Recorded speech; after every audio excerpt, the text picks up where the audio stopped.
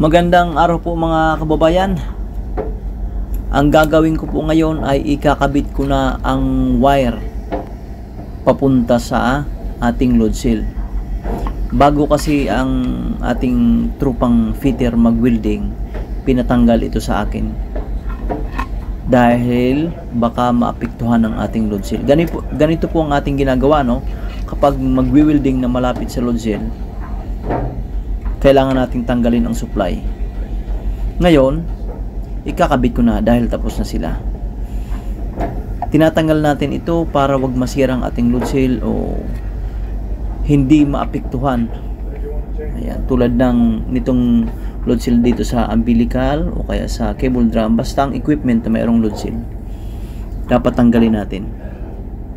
Panigurado tayo. Maliit ang wire, masikip ang box, kaya ginagamitan ko ng lungnos para maayos. Basta tatandaan po natin mga kababayan, ha, bago mag-welding na malapit sa may load cell, tinatanggal natin yan. Tinatanggal natin ang supply papunta sa load cell para sigurado, para hindi maapektuhan ang ating load cell. Ayun, nakakonekta po mga kababayan. Yan na. Yan. Siyempre, tatakpan na natin.